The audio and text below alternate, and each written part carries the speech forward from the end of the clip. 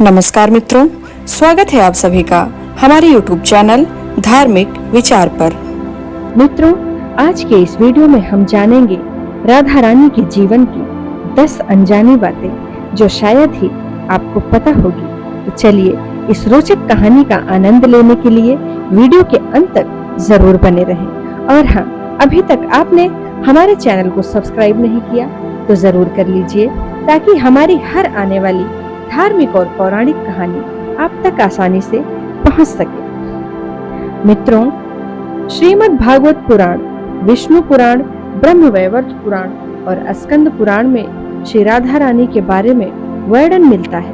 पुराणों के उल्लेख के अलावा भी दूसरे ग्रंथों में और समाज में प्रचलित मान्यता किंवदंतियों के आधार पर राधा जी के बारे में कई तरह के किस्से और कहानियों का पता चलता है। तो चलिए यहाँ हम 10 अनजानी कहानियों के बारे में जानेंगे। पहला, राधा जी का पुराना नाम क्या था? मित्रों, पद्म पुराण के अनुसार राधा जी वृषभानु नामक वैश्य गोप की पुत्री थीं। उनकी माता का नाम कीर्ति था। राधा जी का पहला नाम वृषभानु कुमारी था। बरसाना राधा के पिता वृषभानु का निवास स्थान था। बरसाने के अलावा राधा का अधिकतर समय वृंदावन में ही बीता था। दूसरा, राधा कृष्ण का पहला मिलन कब हुआ था? कहते हैं राधा ने जब कृष्ण को देखा तो वह बेसुध हो गई थी। कहते हैं पहली बार उन्होंने श्री कृष्ण को तब देखा था जब उनकी माँ यशोदा ने उन्हें ओखले से बांध दिया था।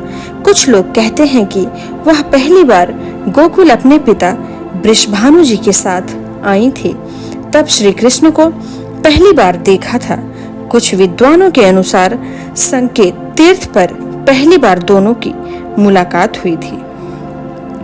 तीसरा, पूर्व जन्म से क्या तय था राधा और कृष्ण का मिलना? मित्रों, ब्रह्म वैवर्त पुराण प्रकृति खंड अध्याय 48 के अनुसार और यदुवंशियों के कुल गुरु गर्ग ऋषि द्वारा लिखित गर्ग संहिता की एक कथा के अनुसार एक बार नंद बाबा श्री कृष्ण को लेकर बाजार घूमने निकले थे। उसी दौरान राधा और उनके पिता भी वहां पहुंचे थे। दोनों का वहां पहली बार मिलन हुआ। उस दौरान दोनों की ही उम्र बहुत छोटी थी। उस स्थान को सांकेतिक तीर्थ स्थान कहते हैं। संकेत शब्दार्थ है पूर्व निर्दिष्ट मिलने की स्थान। मान्यता है कि पिछले जन्म में ही दोनों ने यह तय कर लिया था कि हमें इस स्थान पर मिलना है। यहाँ हर साल राधा रानी के जन्मदिन यानी राधा अष्टमी से लेकर अनंत चतुर्दशी के दिन तक मेला लगा रहता है। चौथा, राधा कृष्ण का विवाह। मित्रों, गर्ग संहिता के अनुसार एक जंगल में स्वयं ब्रह्मा ने राधा और कृष्ण का गंधर्व विवाह करवाया था। श्री कृष्ण के पिता उन्हें अक्सर पास के भंडीर ग्राम में ले जाया करते थे। वहां उनकी मुलाकात राधा से होती थी। एक बार की बात है, जब वे अपने पिता के साथ भंडीर गांव गए तो अचानक तेज रोशनी चमकी और मौसम बिगड़ने लगा। कुछ ही समय में आसपास सिर्फ और सिर्फ अंधेरा छा गया। इस अंधेरे में एक पारलौकिक शख्सियत का अनुभव हुआ। वह राधा रानी के अलावा कोई और नहीं था। अपने बाल रूप को छोड़कर श्री कृष्ण ने किशोर रूप धारण कर लिया और इसी जंगल में ब्रह्मा जी ने विशाखा और ललिता की उपस्थिति में राधा कृष्ण का गंधर्व विवाह करवा दिया था। विवाह के बाद माहौल सामान्य हो गया तथा राधा, ब्रह्मा, विशाखा और ललिता अंतर्ध्यान हो गए। असल में इस वास्तविक घटना को अलंकृत कर दिया गया है। राधा सचमुच ही कृष्ण से बड़ी थी और सामाजिक दबावों के चलते यह संभव नहीं था कि उम्र में कहीं बड़ी लड़की से विवाह किया जाए। लेकिन यदि दोनों के बीच प्रेम रहा होगा तो निश्चित ही गुपचुप रूप से गंधर्व विवाह किया गया हो और इस बात को छुपाए रखा हो। पांचवा, अंतिम महाराज कब हुआ था? राधा के परिवार को जब पता चला कि यह श्री कृष्ण की मुरली सुनकर उनके प्रेम में नाचती हुई उनके पास पहुंच जाती है तो उन्होंने राधा को घर में कैद कर दिया था तब श्री कृष्ण ने अपने साथियों सहित एक दिन उन्हें रात में कैद से मुक्त कराकर उद्धव और बलराम सहित अन्य सखियों के साथ रात भर नृत्य किया था। यह रात पूर्णिमा की रात थी जब महारास हुआ था। बाद में राधा की माँ राधा के कक्ष में गई तो राधा उन्हें वहां सोते हुए मिली। कहते हैं कि उस वक्त श्री कृष्ण को दो ही चीजें सबसे ज्यादा प्रिय थी, बांसुरी और राधा। कृष्ण की बांसुरी की धुन सुनकर राधा के जैसे प्राण ही निकल जाते थे। कई जन्मों की स्मृतियों को कुरेदने का प्रयास होता था और वह श्री कृष्ण की तरफ खींची चली आती थी। छठा, श्री कृष्ण ने विवाह की जिद की थी। दोस्तों, श्री कृष्ण और राधा में बहुत ही गहरा प्रेम हो चला था। ऐसे में श्री कृष्ण ने अपनी माँ यशोदा से कहा कि मैं राधा से विवाह करना चाहता हूँ। यह सुनकर यशोदा मैया ने कहा कि राधा तुम्हारे लिए ठीक लड़की नहीं है। पहला तो यह कि तुमसे 5 साल बड़ी हैं, दूसरा यह कि उनकी मंगनी यशोदे के भाई रायाड़ा पहले से ही किसी और से हो चुकी है और वह कंस की सेना में है जो अभी युद्ध लड़ने गया है। जब आएगा तो राधा का उससे विवाह हो जाएगा। लेकिन जब श्री कृष्ण नंद और यशोदा दोनों में से ही नहीं माने तो ऋषि गर्ग ने उन्हें कि तुम्हारा जन्म किसी महान लक्ष्य के लिए हुआ है। तब श्री कृष्ण को राधा को छोड़कर जाना पड़ा। 7वां, श्री कृष्ण ने दी राधा को अपनी मुरली। मित्रों, भगवान श्री कृष्ण के पास एक मुरली थी जिसे उन्होंने राधा को छोड़कर मथुरा जाने से पहले दे दी थी। राधा ने इस मुरली को बहुत ही संभाल कर रखा था और जब भी उन्हें श्री कृष्ण की याद आती तो वह मुरली बजा लेती थी। श्री कृष्ण उसकी याद में मोर पंख लगाते थे और वैजयंती माला पहनते थे। श्री कृष्ण को मोर पंख तब मिला था जब वे राधा के उपवन में उनके साथ नृत्य कर रहे थे।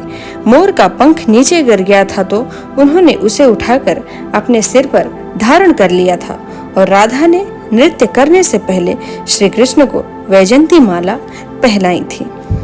8वां, वृंदावन है राधा का खास स्थान। मित्रों, कान्हा पहले गोकुल, फिर नंदगांव और बाद में वृंदावन में रहने लगे थे। वृंदावन में ही राधा के परिवार के लोग भी रहने आ गए थे। बस वहीं पर जन्मा राधा और कृष्ण का प्रेम पनपा।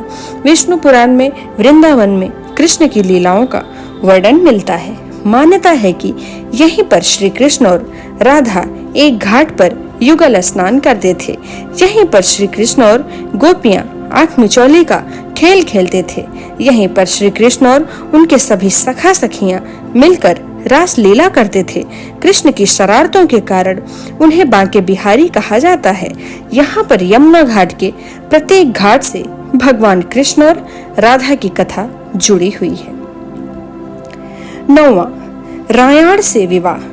मित्रों, ब्रह्मवैवर्त पुराण के प्रकृति खंड 2 के अध्याय 49 श्लोक 39 और 40 के अनुसार राधा जब बड़ी हुई तो उनके माता पिता ने रायाण नामक एक वैश्य के साथ उनका संबंध निश्चित कर दिया।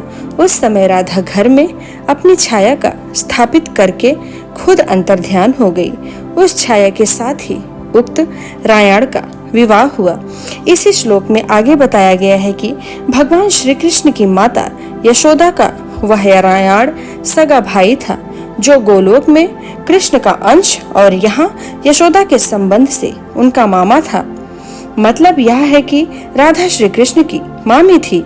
यदि हम यह माने कि श्री कृष्ण यशोदा के नहीं देवकी के पुत्र थे तो फिर राधा उनकी मामी नहीं लगती थी। रायाण को रापाड़ अथवा अयन घोष भी कहा जाता था।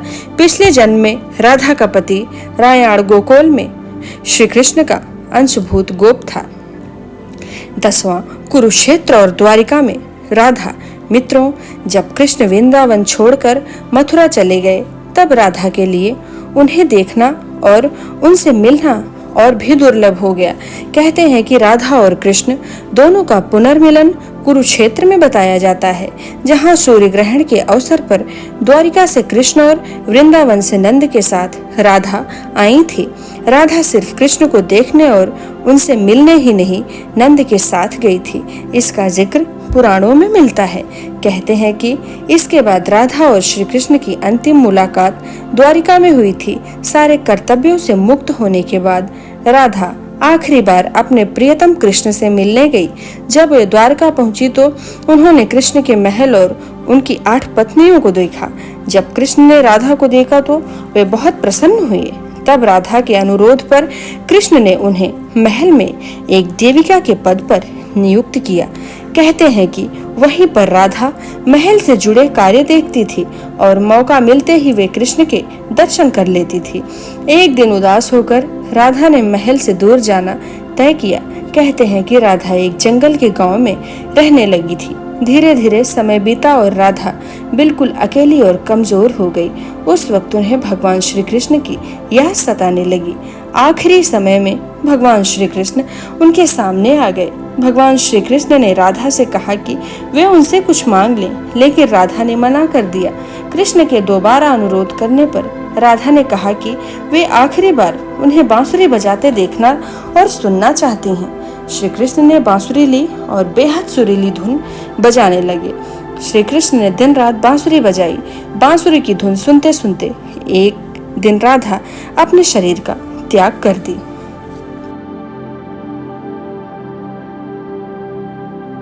तो मित्रों, ये तो थी राधा रानी के जीवन से जुड़ी 10 अनजानी बातें। उम्मीद करते हैं आपको हमारी यह रोचक कहानी पसंद आई हो। तो वीडियो को ज्यादा से ज्यादा लाइक करें, शेयर करें, चैनल को सपोर्ट करें। जय श्री कृष्णा, राधे राधे।